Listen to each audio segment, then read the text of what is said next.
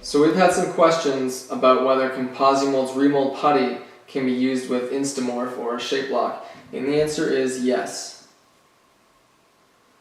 Check out how we did it. Place the putty in the microwave for 20-second intervals until it feels like clay and there are no clumps.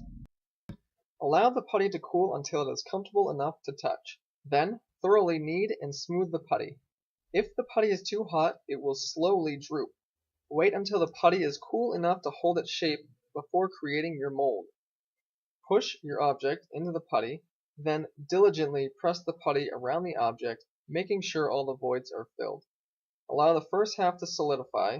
You can speed it up by placing it in the freezer. And once it feels like a stiff rubber, the putty is ready. Rub a thin layer of mold release onto the first half of the mold, then create the second half by pressing it onto the first half.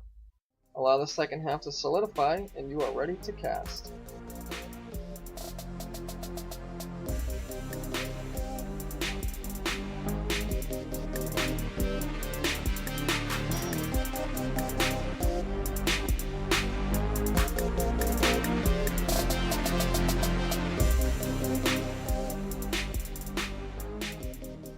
Now go ahead and boil some water. Then, once you have your boiling water, pour your moldable plastic into the water. We used Shapelock moldable plastic in this video, which works the same as Instamorph and other moldable plastics. Once the plastic turns clear, remove it from the water, shape it, and push it into the mold.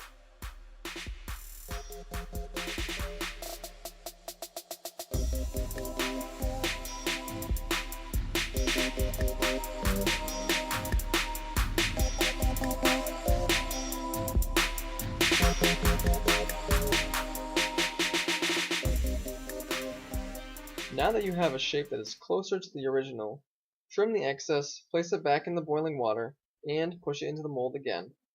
Keep doing this until you have removed all the excess and the shape is perfect. Try starting with 1-part molds. It is a lot easier and more practical.